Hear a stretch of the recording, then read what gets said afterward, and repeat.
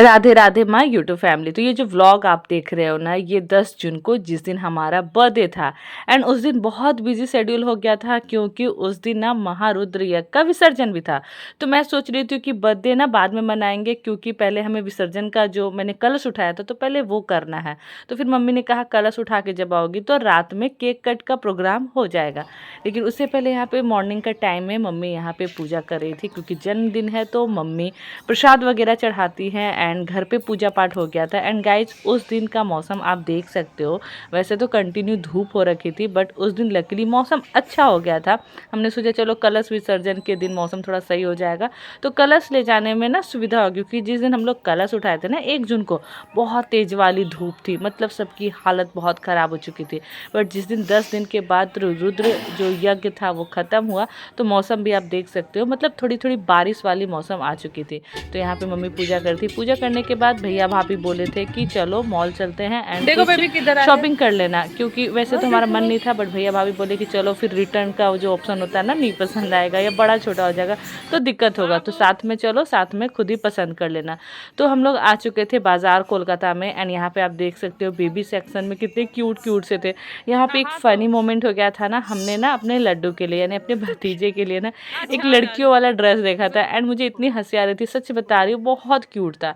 And मुझे ऐसा लगता है ना कि बड़ों के जो कलेक्शन होते हैं ना उससे ज़्यादा बच्चों के कलेक्शन होते हैं। और यहाँ देखो हमारे आद्विक को ना मॉल में ना एक छोटी सी बेबी मिल गई थी और ये उसी के पीछे था, ठीक है। मतलब कि ना वो बेचारी थोड़ी डर रही थी, वो थोड़ी शाय थी, बट हमारा आद्विक है ना, लड्डू है ना, उसके पीछे पीछे, ठीक है। आप देखना वो एकदम चुपचाप सी थी, ठीक है। उनकी मम्मी भी बोल रही थी खेलो बेबी है।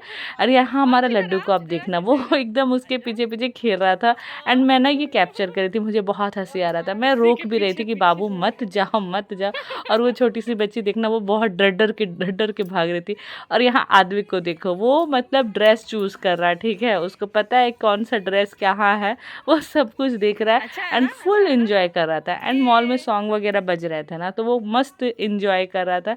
और यहाँ पे आप देख सकते हो वो बेबी भाग रही है, ठीक है, और लड्डू उसके पीछे पीछे भाग रहा है। और मुझे इतनी हंसी आ रही थी ना कि मतलब मैं क्या ही बोलूँ। लास्ट में मुझे आद्विक को गोद में उठाकर ले जाना पड़ा कि नहीं अभी रुक जाओ।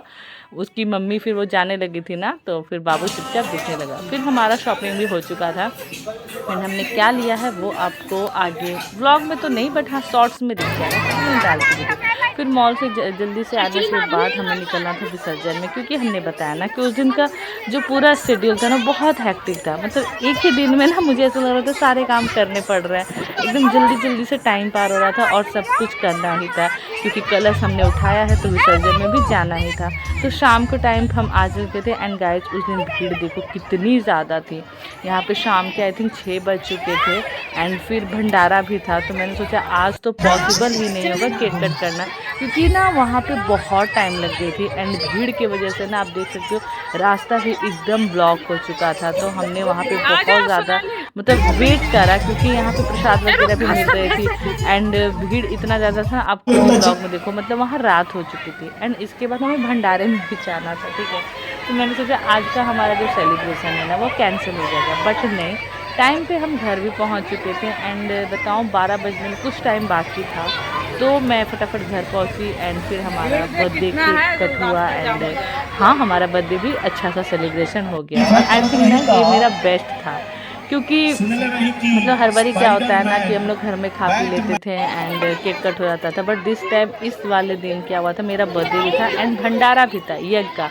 तो हमारे मम्मी पापा ना सुबह ही जाके जो भंडारे का जो सामान वगैरह होता है ना वो दे दिए थे कि आज मेरी बेटी का जन्मदिन है तो भंडारे में मिलाकर बना दीजिएगा एंड जितने भी लोग हैं ना सबको प्रसाद के रूप में चल जाएगा। तो मुझे बहुत ज़्यादा खुशी हुई थी कि मेरे जन्मदिन पे मतलब मुझे ये आशीर्वाद मिला है कि मैं थोड़ी सी ना सेवा की मैं भी भागीदारी बनूं और ईश्वर की आशीर्वाद की पात्र बनूं। तो यहाँ पे देख सकते हैं सब लोग सेवा में लगे हुए थे क्योंकि भीड़ बहुत ज़्यादा थी। सो ये रहा हमारा बर्थडे सेलिब्रेट।